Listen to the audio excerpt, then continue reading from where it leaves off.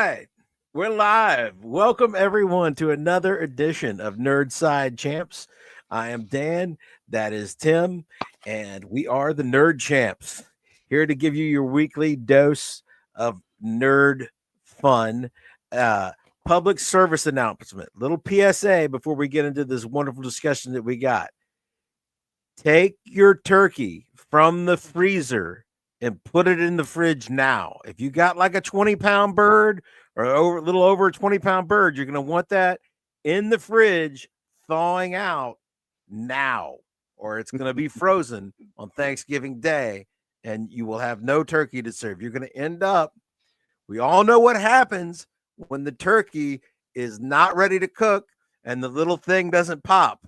We covered that last week, right, Tim? Norm brought the raw turkey and everybody got mashed potatoes all over themselves. So to avoid that at your Thanksgiving, folks, take it out right now. Okay. Right. Also a good idea if you're frying the turkey to make sure it's thawed all the way, or else it'll explode. You don't want that either. Yeah. So let's I saw that on Mythbusters. Great episode. Anyway, those aren't fake videos that you see of people being fatally wounded. That's right. That was confirmed. So last week we did our list of all-time great Thanksgiving TV episodes, and this week what we're doing is our list of all-time great Thanksgiving movies, and of course, it's only one movie.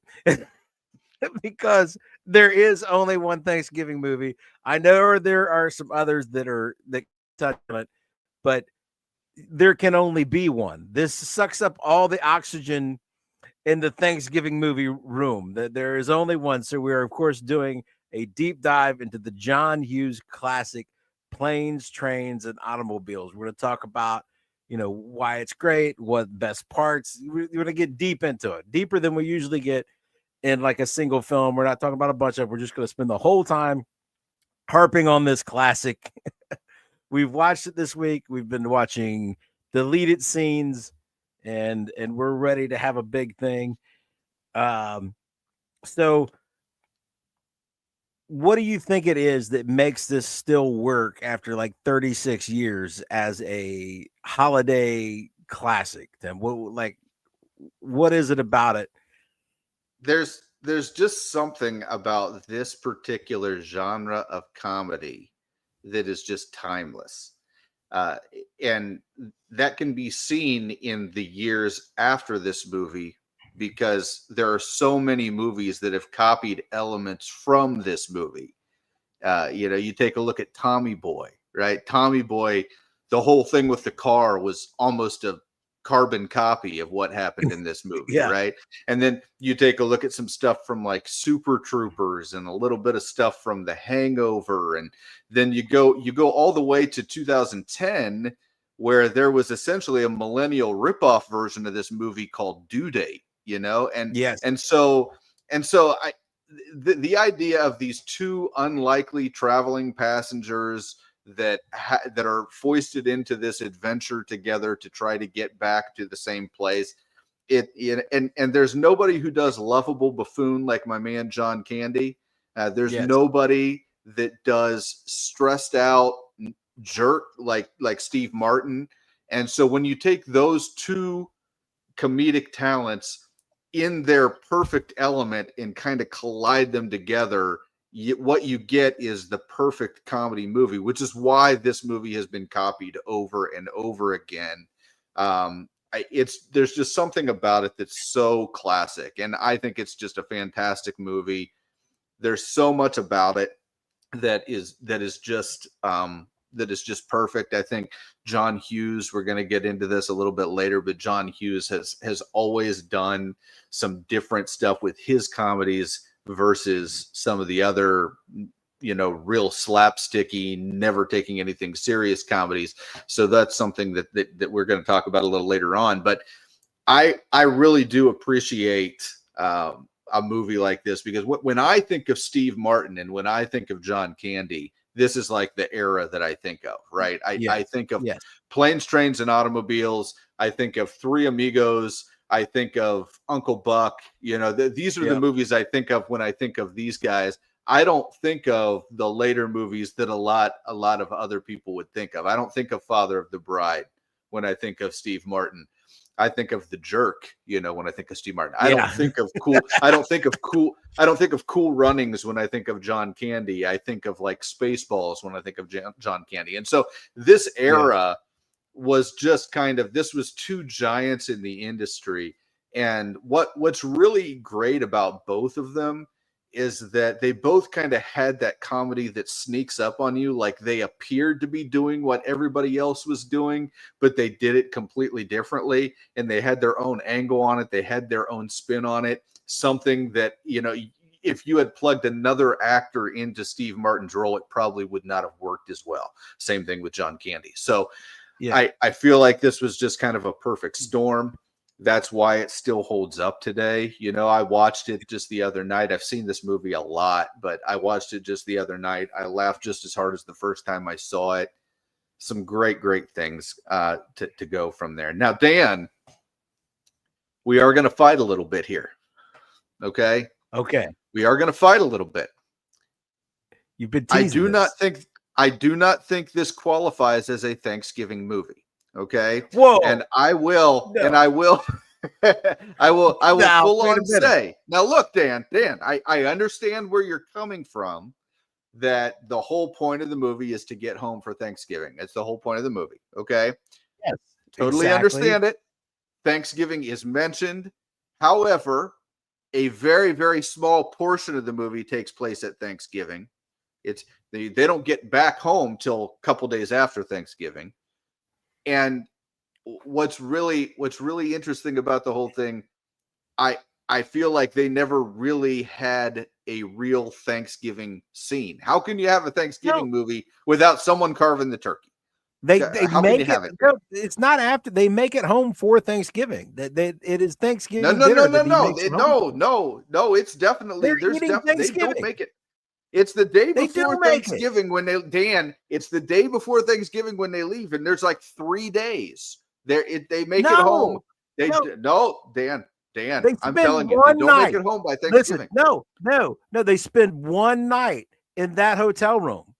They spend actually it's 2 nights. They're gone 2 nights, and he keeps assuring his wife the first night they're in Wichita, and the next night the daughter's having her Thanksgiving. John Candy even tells him, "I'm sorry, we're 2 days too late." He even tells him in the movie.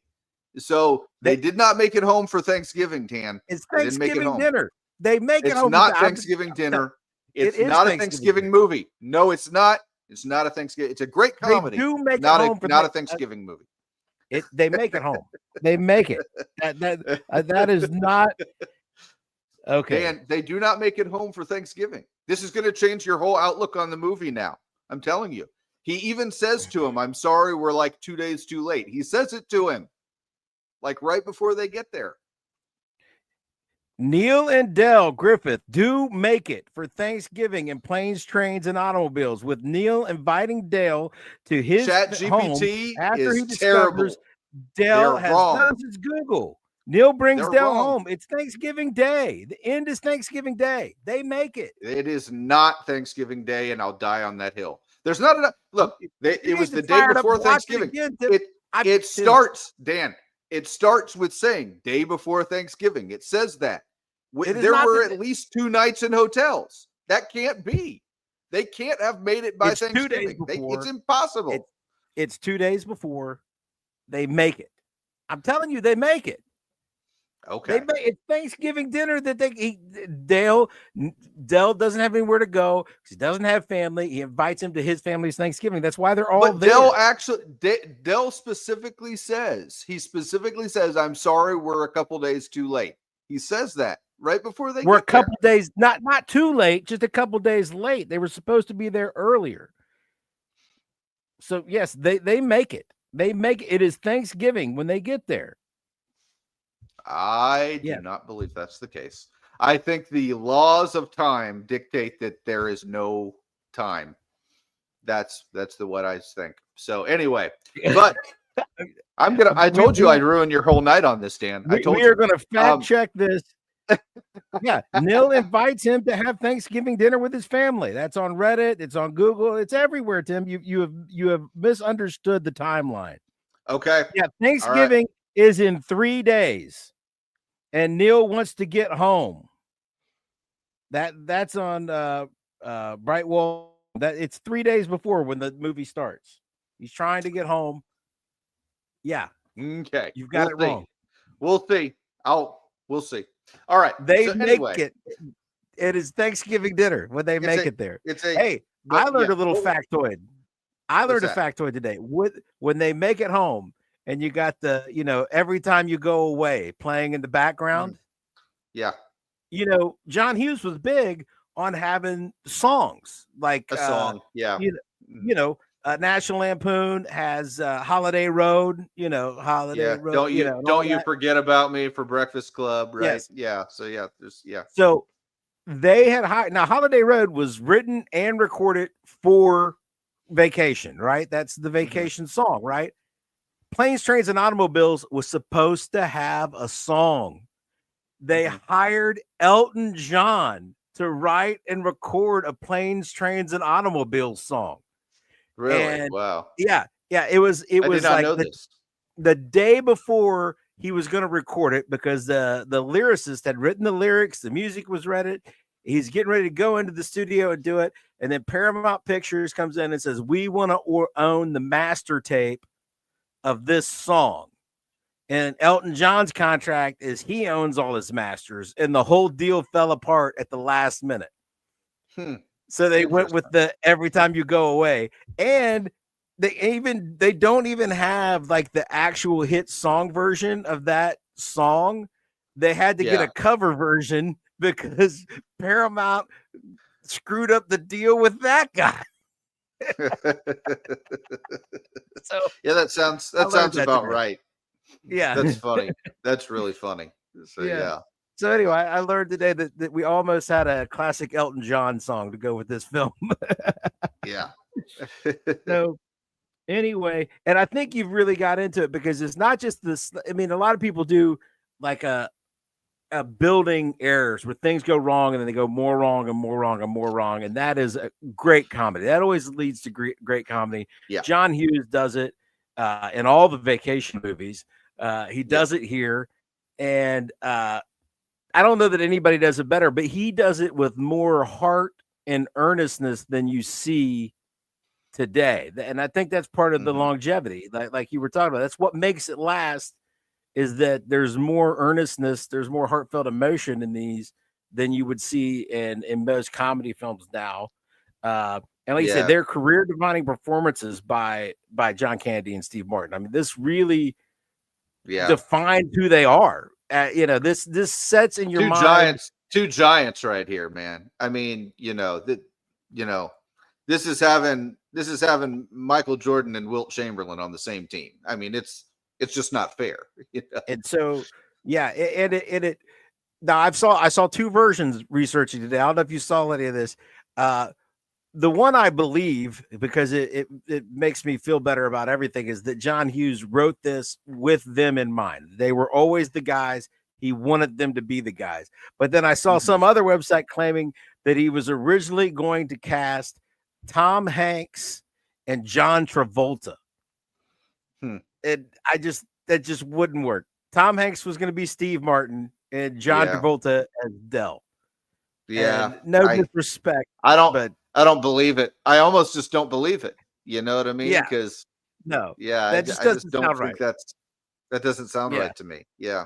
And I don't think anybody could deliver this the way these two guys did. I really don't. I mean, it's just perfect. Nobody does uptight, annoyed, angry better than Steve Martin, and nobody does lovable schlub like John Candy. The thing about Steve Martin is you can take almost all of his like little like freakouts from all of his movies and just kind of put them in change them up and Frankenstein them and put them in each movie, and they'll work. You know what I mean? Like, the whole movie where he's in Father of the Bride, where he's freaking out and taking the hot dog buns out and having this big conniption about the hot dog bun. I mean, you could have done that in this movie and it would have worked. You know what I mean? Yeah. It's almost like he just has a whole bunch of these tucked away just in case, you know. And so it's just funny, man. I mean, that there is nobody that does it better than Steve Martin. You're right. Like this is a guy who makes something like that look effortless, and that's exactly why he's so funny in these roles. And John Candy, like you said, I mean, is there anybody who looks so unaware and yet is so funny like John Candy? I mean, he's just a goofball, you know what I mean? He's the guy that nobody wants to meet at the airport, and that's it's almost like that's what Hughes told him. Hey, just the guy that you never want to meet at the airport, go do all that stuff, and he nailed it, man. So love it. And and Steve Martin, he really shines in some of these deleted scenes that we watched today. In the hotel when he comes out of the shower, just like the particular way he wraps up his belt and then folds his pants, and then he asks like because John Kennedy's like, I ordered us a pizza, and he's like, I told you to order me a salad. Yeah. And then he's like, did they have the fettuccine alla whatever? John Kennedy, they never heard of fettuccine. And it was just, if you do want to search about, there's a lot of entertainment value in some of these deleted scenes. The movie is better to not be all that much longer, but if you love the movie, there's just some extra humor to be had watching some of those, and some explanation. We might get into that a little bit too. Yeah, for sure. But I think we're talking about Neal and Dale or not. It's the point where we have to proclaim, Tim, are you a Neal or a Dell? Yeah, I think that's our first comment here, if I'm not mistaken. Oh, okay. Are we a Neal or a, so yeah, let me just get in here. So yeah. Are you now, a Neal or a Dell? Are you a Neal or a Dell? Dan, I think we both are Neals. I think I'll speak for Dan because I worked with Dan for a long time. I don't think lovable and adorable teddy bear is how anybody would describe either one of us. No. So we worked with a couple of those, but it was not us. It was not us. So yeah, I think Dan and I will very firmly proclaim that we are Neals for sure. We are absolutely. I have here signs you are a Neal. You hate inconvenience. You need structure. You have specific travel rules. You think you're right even when you're wrong. And then I put, I know I'm right. I don't think I'm right. I know I'm right. That's not. Except about this being a Thanksgiving movie. Other than that, we will fact check this. Then we will. You know what? There is a close up on his ticket, and it doesn't just have the time; it has the date, the ticket of the flight that he's trying to make. All right, I know that it's there. We will find that image, and we will conclude this debate in that manner. We're gonna look at when Thanksgiving was in 1987, and we're gonna get a 1987 calendar. We're going way too deep into this. But and Adele signs, you overshare, you're optimistic to a fault, you cause minor chaos everywhere, and you talk to anyone. So I hate talking. I hate people. Chaos. Yeah. Yeah. So I hate people. So I can't qualify for that. No. So anybody who gets on here and says that me or Tim or Dell's just really doesn't know us at all. We had our number one Dell was Barry. We worked with a guy. We were managers of a store together, and it really was Neal and Dell working together. But it was great times. It's a combination that you think wouldn't get along and wouldn't work, but when you're in it, you realize Neal needs Dell. Dell needs balance. Neal. There's balance. Yeah. There's balance. It balances the world. It's a beautiful thing. Now, in this context, I'm a Neal, but if I can just take the whole John Hughes verse, right? I'm a Clark. I'm a Clark W. Griswold above all Yeah, things. I'm yeah. the dad who tries really hard, but is probably going to screw it up and then yell And at then everyone. freak out. Yep, And then that's freak exactly out right. and yell at everyone. That's me. I'm gonna go nuts, and it's gonna be all your fault, and I'm gonna scream at everyone because I tried too hard and my Yeah. expectations were too high. That's totally. I watch Christmas Vacation every year. I always feel for the man. I just feel like that is Clark Griswold is my spirit animal. And not just in that, on Yeah. vacation. I have been to Disney World and Disneyland twice. And I took a Uh-huh. Disney cruise. So I know what it is to be going to see the moose.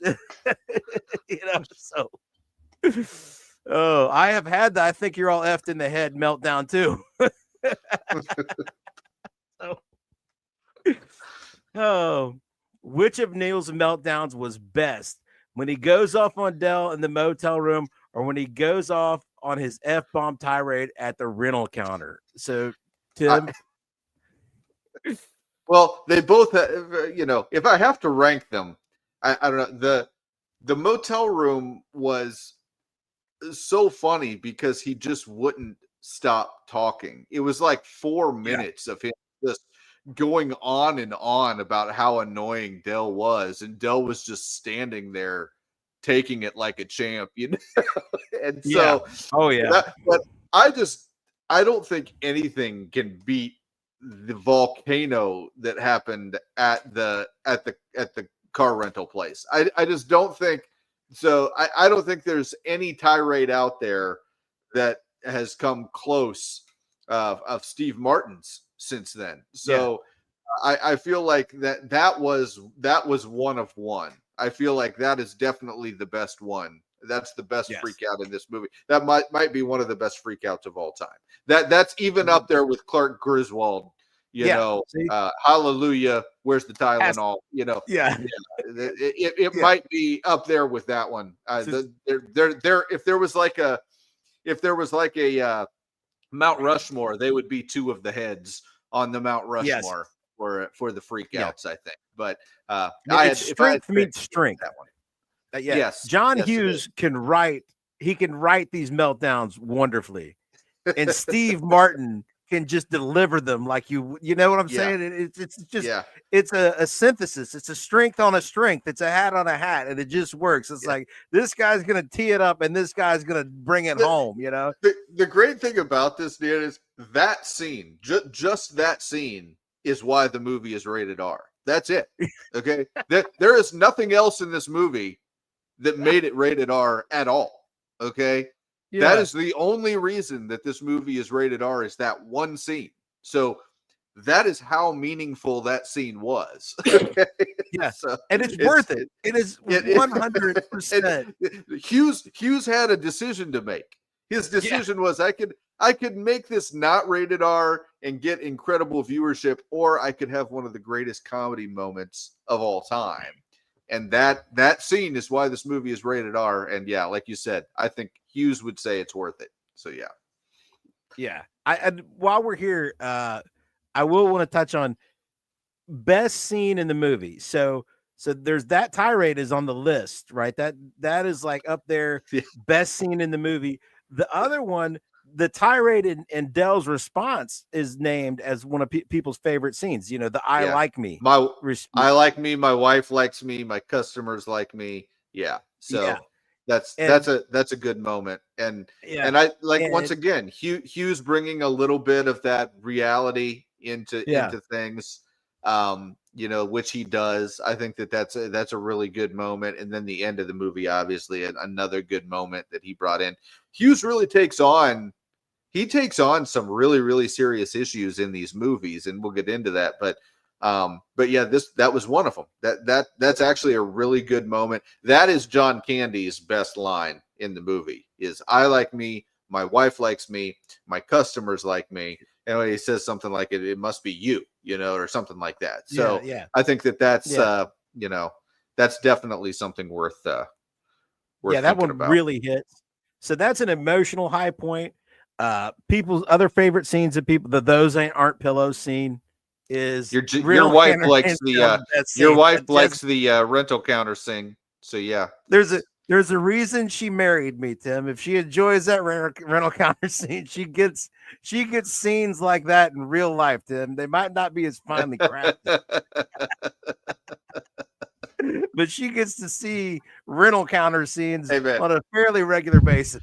I was gonna say you got that rental car scene, and then you got the classic Seinfeld rental car scene where he says where he gets him to admit that they gave his reservation away. He goes, "Well, but that's why I have the reservation." You know, it rental cars are just a perfect opportunity for that. So yes, everyone's been there.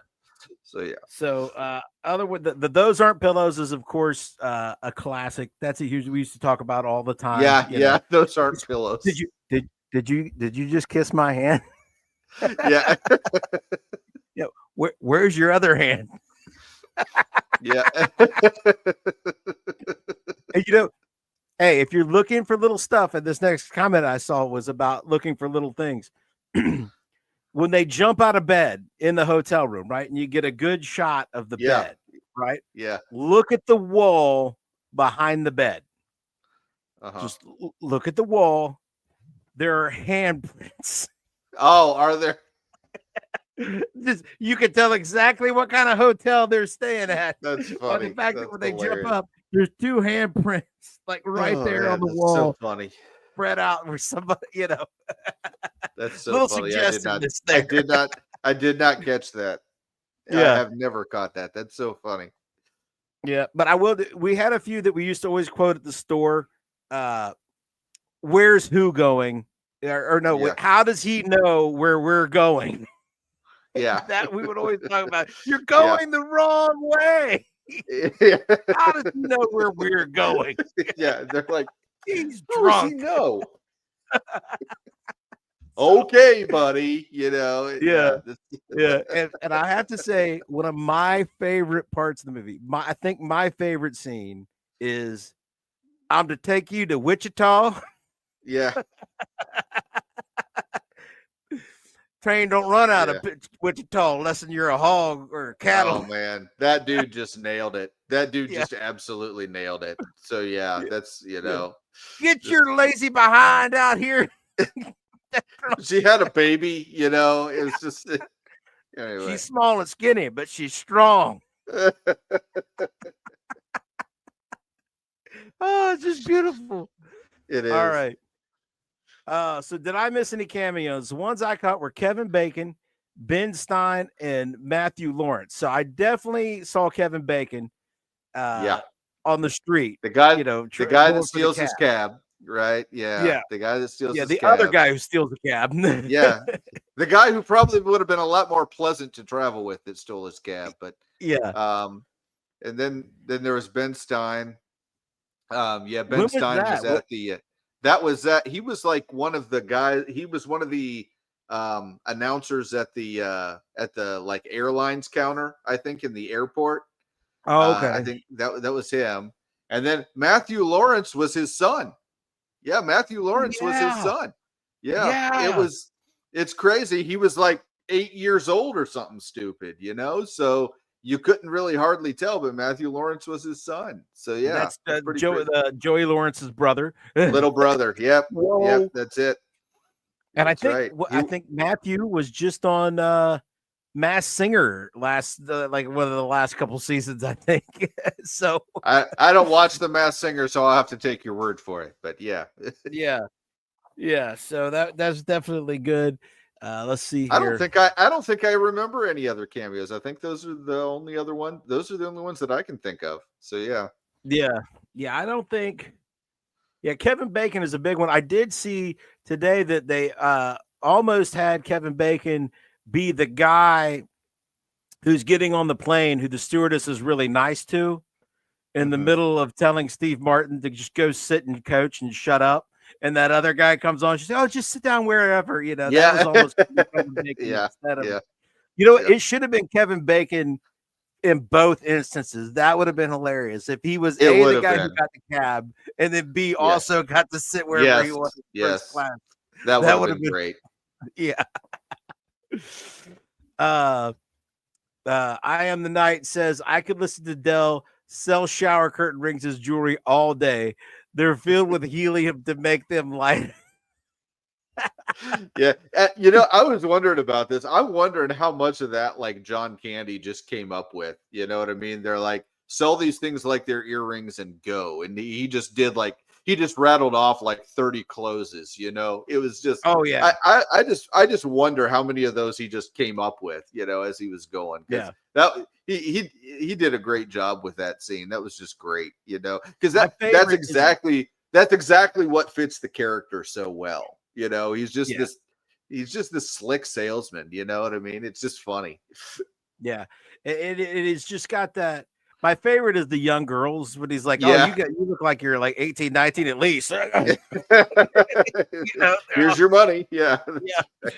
And that we were talking about these deleted scenes. So John Hughes famously writes way more than is needed. I get he wrote this script in 3 days. He was inspired because he wrote it when he was in advertising and was actually trying to get home to Chicago from New York. He got sent to Iowa and Phoenix, Arizona, I think. And he was like, I'm going to write a movie about this kind of thing. And he wrote it in 3 days, but I guess it was 140 pages long, which is a very long script. And when Steve Martin took the role, he asked him, like, so which one of these scenes do you think we're going to cut? And John Hughes looked at him like totally confused, like, what? We're not going to cut any of this, So, and he would always write like, there's the first version of this was over 3 hours that they cut together. Yeah.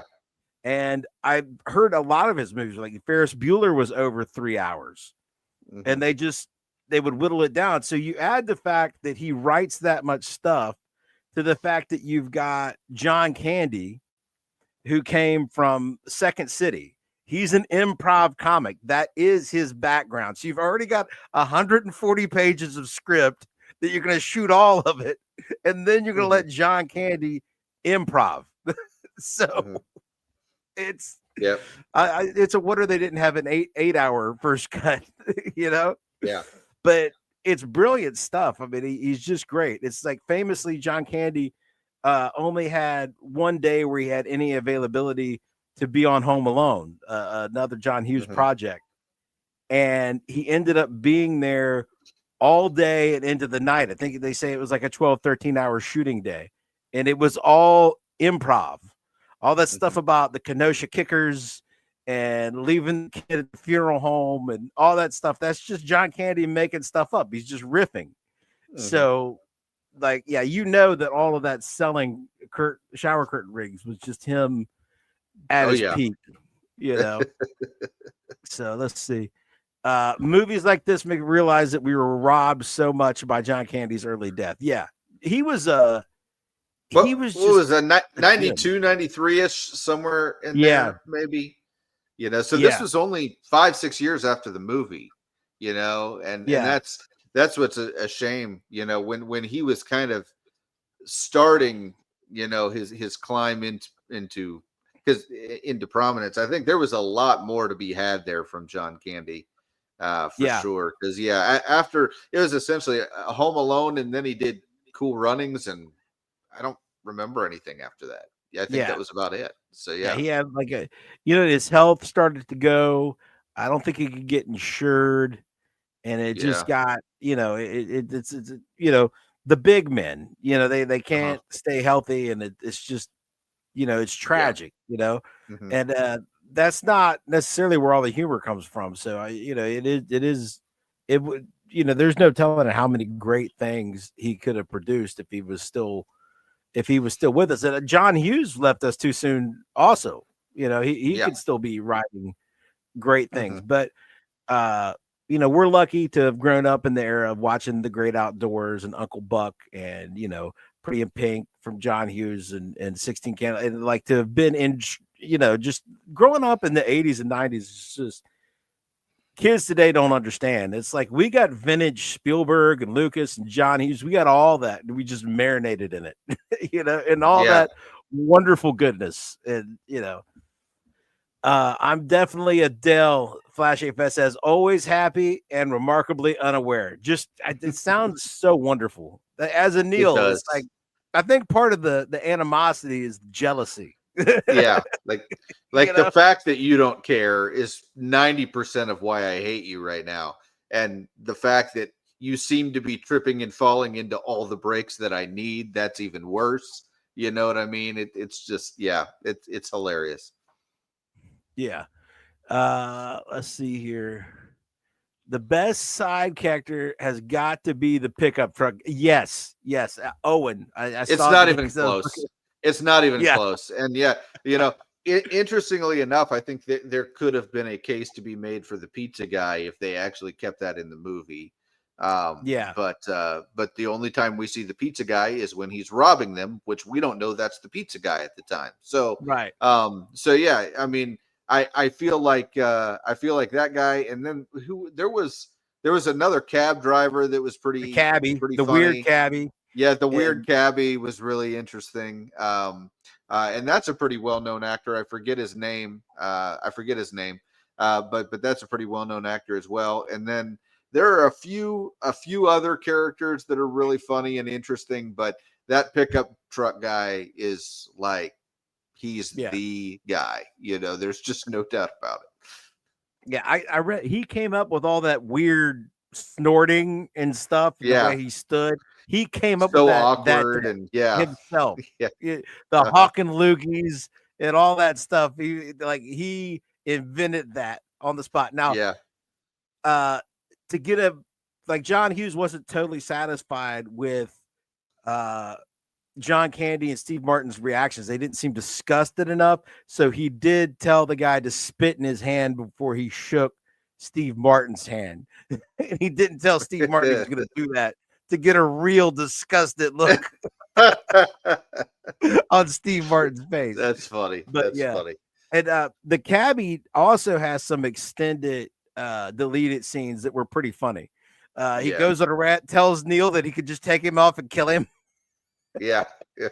And I was like, well, you could go off and kill him. We could just pull off the side of the road and nobody would know. But why would you want to do that? Neal's just sitting there like, what? So, so he's and then also the rental car lady, the rental car counter lady, she is a Yes. John Hughes Yes. regular. She's the Yes. She is. secretary at Ferris Bueller. You know, Uh-huh. he's a righteous dude. Yeah, Yeah. so she's always fun. But no, Owen's truck, that he is definitely the best. Hughes tends to add a real moment in all of his comedies, giving a bit of levity to his comedies is what makes them great, in my opinion. Yeah, the emotion when it hits is what makes it timeless. Yeah, and there's a lot that we can think of, right? You go back and in Breakfast Club, which is a hilarious movie. Oh yeah, You get Judd Nelson explaining how his father abuses him. I mean, and that is a yeah, real moment. You know what I mean?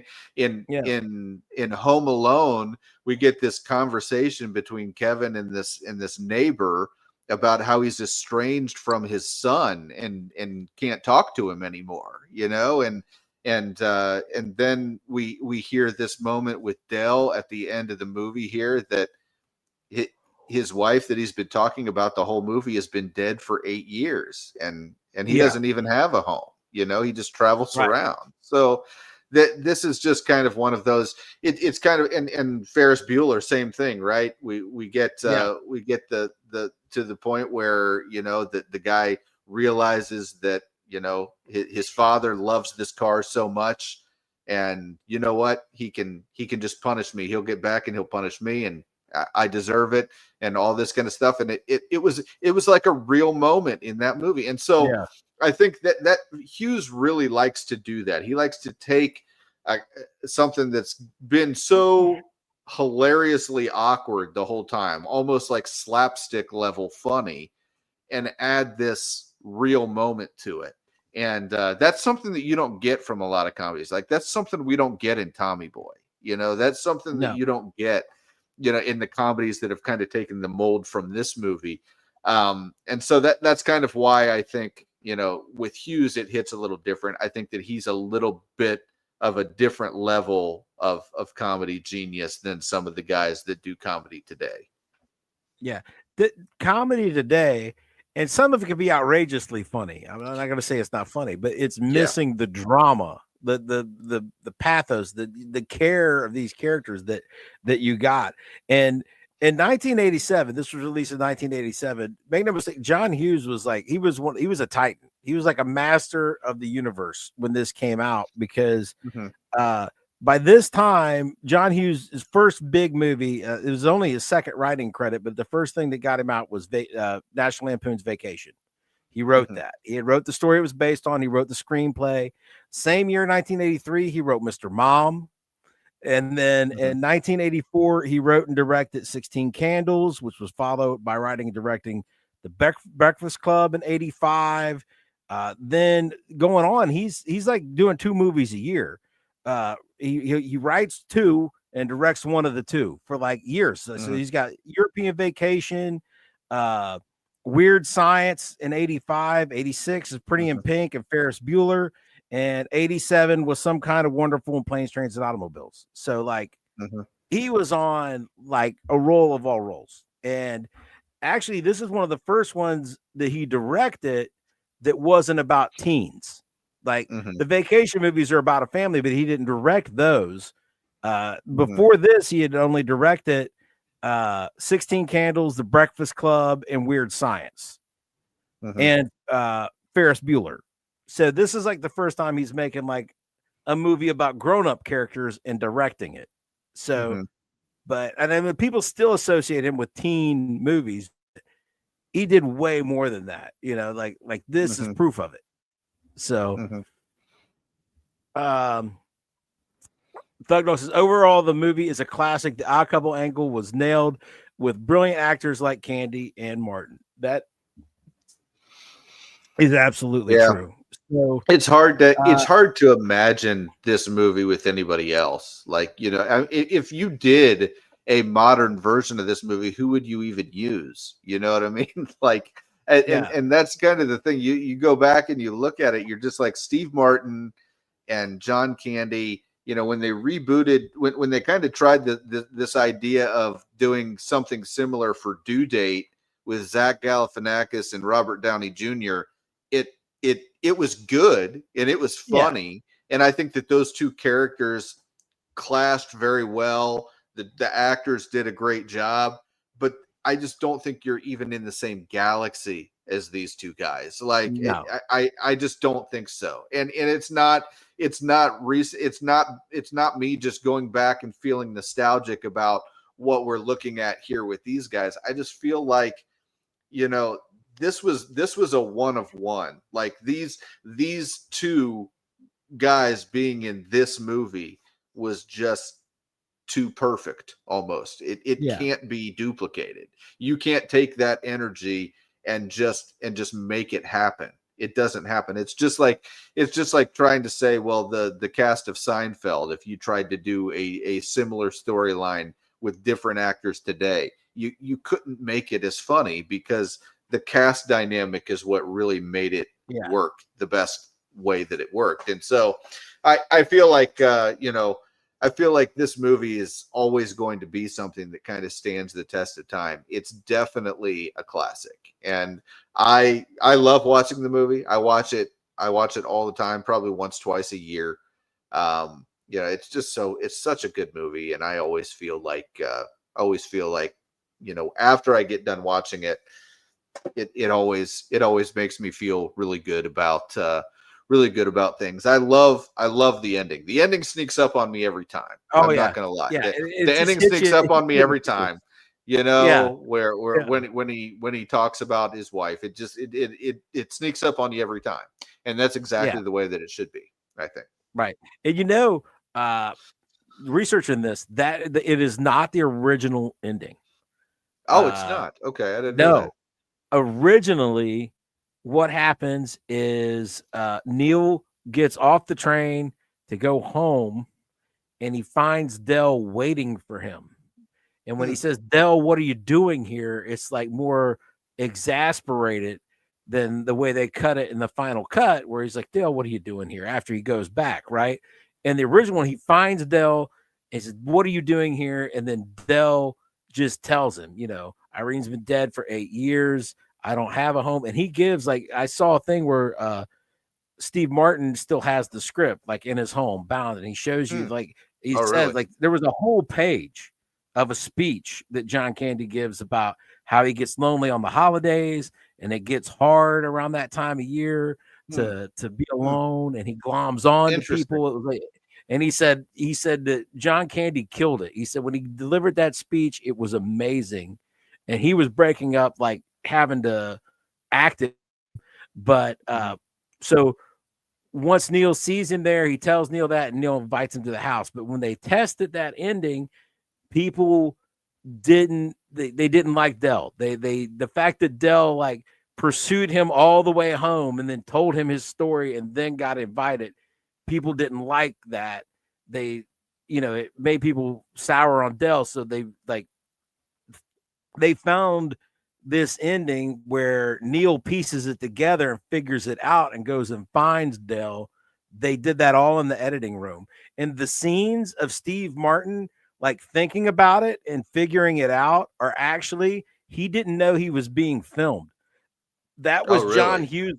That was John Hughes letting the camera roll between takes. Mm-hmm. And they just Wow. found that footage. And they were That's like, okay, interesting. what if he just figures it out and turns around and goes back? Yeah. So, so the little things that you could do to tweak these things, just, it's great, but like the Yeah. final product, like all these things that they did just made it better, Mm-hmm. and, Yeah.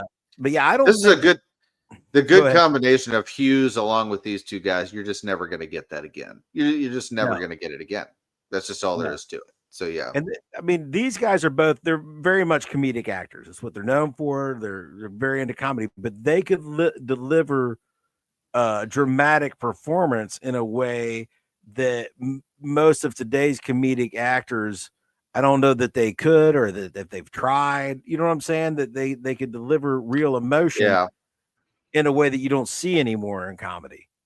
So, Yeah. and Yeah. you know, Particular John Candy. In particular, yeah, John Candy really has because his character is so lovable, he's got that deep emotional pull yeah, in the motel room scene. And that's something that just kind of carries over. Most people love that line and they love that scene. And yeah. and that's something that's quoted because of that. So yeah. Yeah, it's a profound thing to say. I like me. I'm good enough. I like who I am, and if you don't, then that's on you. Like I'm a nice person, and Mm-hmm. it's a deep and a profound thing. Like whoever you are, even if you're not a Mm-hmm. Dell standing up for himself and saying I'm good enough, uh, it's Mm-hmm. assuring to everyone. That's another reason why this is like a holiday classic. It's got that It's a Wonderful Life type thing to where, it's affirming. It makes you feel like whoever you are, you can feel like, you know what, I need to feel good about me. I'm good enough, Mm-hmm. which is the message of so many holiday movies. And Dell delivers it right there. Like I'm a good person and I like me, and that's Yeah. good enough. Which is basically that's like one of the most fundamental themes of a holiday type movie. It's what gives you the warm cozies, Yeah. when you watch these kind of things. So, Mm-hmm. uh, and yeah, other weird stuff. I don't know if you knew there is a whole subplot that got axed where Neal's wife doesn't believe him. That Oh, she thinks, really? yeah, she thinks there is no Dell, and Yeah. she thinks he's off having an affair. There's a whole Oh, thing really? where yeah, yeah, there's a whole thing, like, she has a talk with her mom at the dinner table.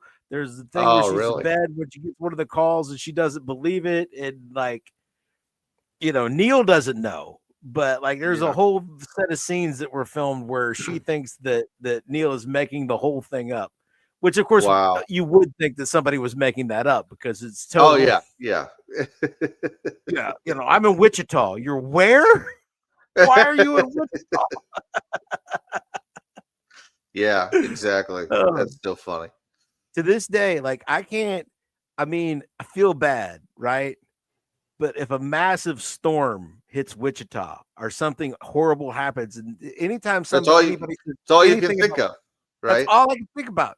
It's all and specifically, I can't think of train don't run out of Wichita. That's right. That's what I always think of. Unless you're a hog or a cattle. Yeah. People train. Yeah. I hear whenever somebody says Wichita, what I say back is people train runs out of Stubbville. That's what I say.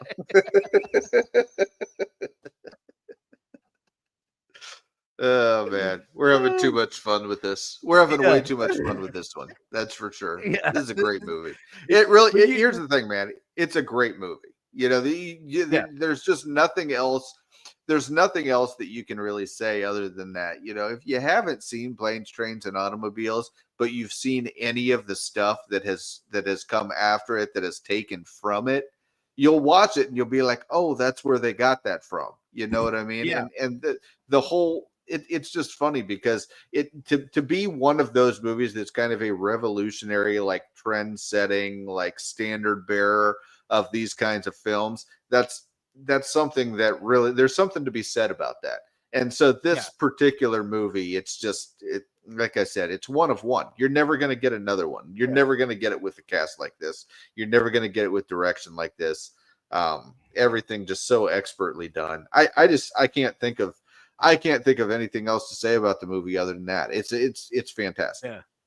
Yeah. They stole from themselves. It was so good. Before John Candy rode in the back of a truck with Kevin's mom, he rode in the back of a truck with Neal. Yeah. You know, he rode in the back of the pickup, yelling at a dog, let him have the gloves. And then they rode in the back of the milk truck to get the last leg. So, yeah, that's how good it was. They're like, that was so good, we're just going to do it again. We're just going to put John Candy in the back of a truck, and he's going to be funny. And he's going to play the clarinet, and it'll be hilarious, right? Yeah, I mean, you know, it's yeah. So is this where, like, one of the things that I had suggested here for us to ask is, like, where does this rank in John Hughes films? Is this John Hughes's? The biggest problem with trying to do that is John Hughes films are also different. You know what I mean? Like, this isn't this is one of one because it's the only movie that's kind of like this, you know, and until we got some stuff in the 90s and later on in the 2000s that was like it, right? So this isn't like Die Hard, where Die Hard came out and then there were like 60 action movies that all copied Die Hard, and then it's just like, well, is Die Hard the best one of all those? Yes, obviously, right? But then you get this, and it's like, you've got John Hughes, you've got this one, you've got The Breakfast Club, you've got Ferris Bueller, you've got Home Alone, you've got so much stuff. It's so diverse that it really is just personal preference more than anything. Like, if you had to ask me which one I've seen the most times, it's Ferris Bueller and it's Home Alone. Those are the ones that I've seen the most times because that's my childhood right there, right?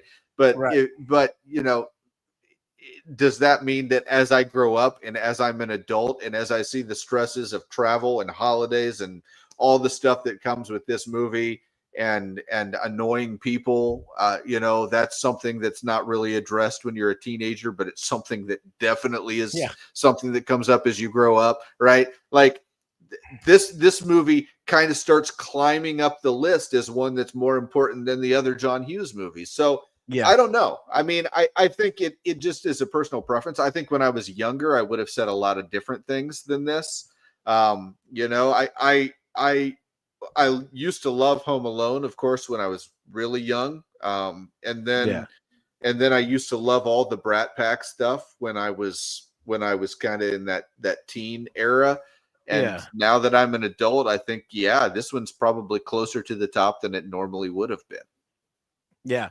Yeah. Like 25 years ago, I would have probably said Ferris Bueller because I loved that movie. I watched it all the time when I was younger. But like, that's an aspirational movie. When you watch that movie, when you're like 12, 13, 10, which is when I was originally watching Ferris Bueller. You just dream that someday you're going to be a teenager. You're going to have a day almost as good as Ferris had. You know what I'm saying? Yeah. When you are a teenager, you know that that's not going to happen, but it's still fun. Yeah. And like when you're a kid and you see that parade, I don't care who you are.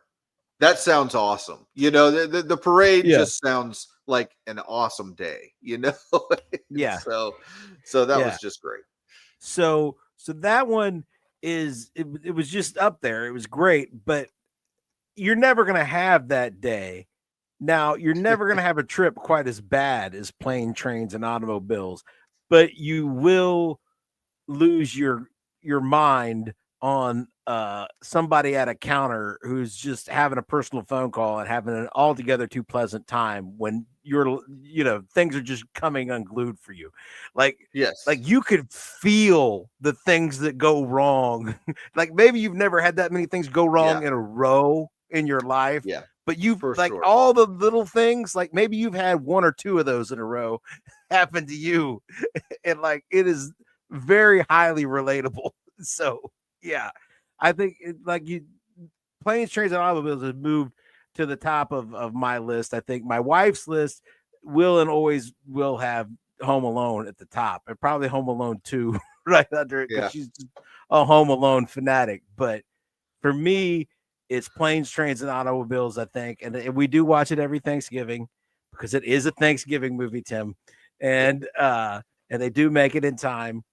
And it's just it encapsulates something. Now I don't know the vacation movies. Again, I am Clark Griswold. That is I will try too hard. I will scream at the family. I will scare everyone. That will. I think Tim could attest. I do try hard and then yell at people. I've seen him do it. I've seen him do it, guys. Okay. Yeah. It's not just at home. Okay. It's not, yeah. He's done it to me. Okay. So yeah, Dan is definitely a Neal. There's no doubt about it. We're not even going to raise the question. Okay. Yeah. But yeah. So definitely. Yeah. It's all time great. Again, just watch it and then watch it again. I mean, you'll want to watch it again. Just watch it. It's only like 92 minutes or something. It's not that long. You know what I mean? So when you got an hour and a half, just pop it in after the turkey dinner and watch it and have a good time enjoying some classic comedy. I mean, and some levity and some fun. I mean, it's a good film. It really is. It's the kind of film where like you can have the I like me sequence, right? And be that grounded and that down to earth, right? And then a little bit later you can have the highway sequence where Nell is all of a sudden in a devil costume laughing, and then they're actual skeletons, and it works. Yeah.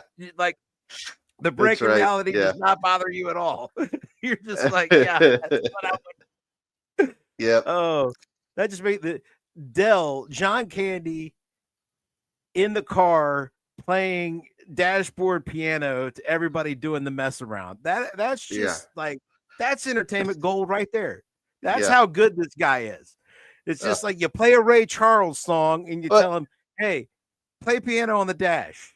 And like the introduction to Del and then having him sit by Neal in the plane and like way too long sequence of him taking his shoes off and having almost like these orgasms about it, and then him taking his socks off and doing the same thing. And it's for way too long. It's for like 3 minutes that this goes on. And it's one of the funniest scenes in the movie because everybody can relate to that guy. Like everybody knows that guy. And that's why it's just the funniest thing, there is nobody alive. There is nobody alive who could have delivered this performance like John Candy. Nobody. And and I, that's why this movie is just always going to be a classic. That you can't have moments like that and just fake your way through it. And like you said, I think a lot of it goes back to his roots at Second City, and Yeah. how, you know, he has a million different scenarios for every scene, Mhm. and I don't even want to know how many takes they took in order to get Yeah. through every single scene. And then, but you know that John Hughes had a library to choose from to put the movie together, and that's why it Yeah. ends up being so perfect. So yeah. Yeah. Yeah, and that's another thing today is that it feels like a lot of these directors fall too in love with these one-off takes and they cram too many of them into the movie. Hmm. You know, they Yeah. don't do the editing. Your 90 what should be a tight 90-minute comedy becomes 2 hours because they put all of the ad libs in there and now none of them are funny because yeah, they were all funny by themselves, but like Uh-huh. when you just stack too much of that on top of each other, it's not you got to be concise with it. They give you these options, you pick the best ones, and you build something beautiful with it, which is what they did back then. And Uh-huh. Well, yeah, and it's really wonderful. famously, it was Matt Damon, right? Matt Damon did Yeah, that. Was it like a rugby movie or something that was directed by Clint Eastwood? I forget what it was called, but anyway, yeah, but Clint Eastwood is very, very famous for doing one take. That's it. yeah, Okay, because he yeah, wants like the real reaction. You know what I mean? yeah, Um, and he said I'll never forget my first take with Clint Eastwood. And he said, "Okay, that's it. Let's move on." And he goes, "What? Wait, that's good enough?" And Clint said, Clint looked at him and said, "Do you not think it's good enough?" And that was like, and that's just like, you just think about it, and it's like some directors do things differently. And I think yeah. in comedy, it's different, right? In comedy, Right, you're not looking for real emotion. You're looking for, give me 1,000 things, make them all funny, and I'm going to pick the funniest one. right. And I think that's these two guys. You just know that there was a whole library there.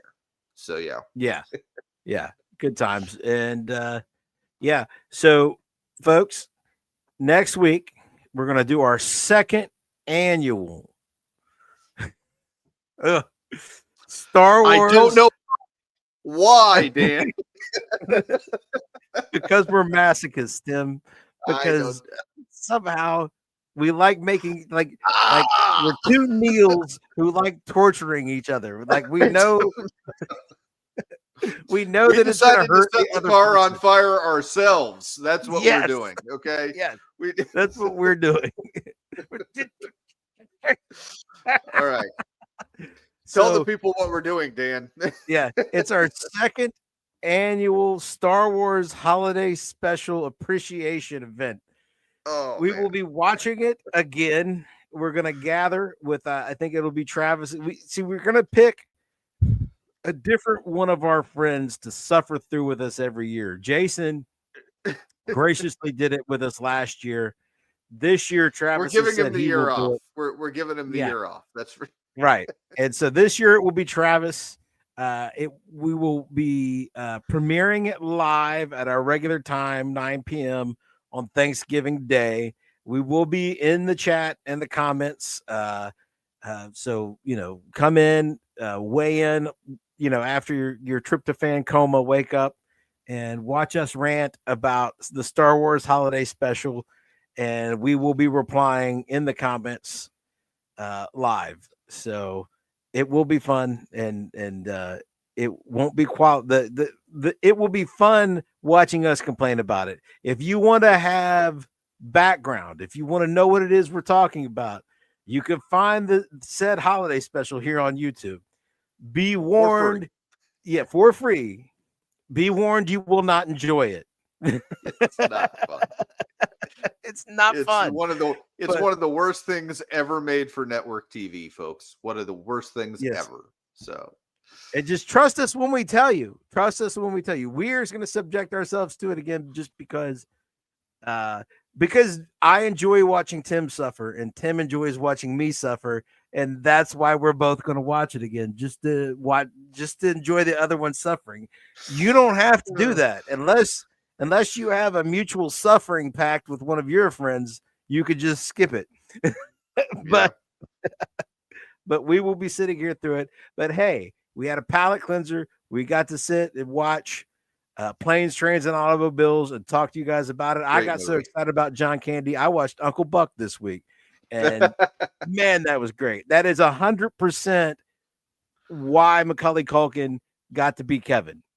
Absolutely. Because he is absolutely fantastic in Uncle Buck. He's great in that movie. Yeah. He's great in that movie.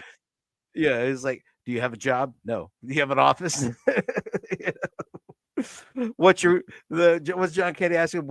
What's your record for questions asked in a row? 37. It's great. So when you get done watching that, watch Uncle Buck too. It's good stuff. And yeah, we don't have anything to plug other than next week and the fact that you're already on our channel. You're here. We don't have any guests this week to tell you to go to their channel. And so that's it. And until next week, when we talk about the Wonderful Life Day, Tim, OH.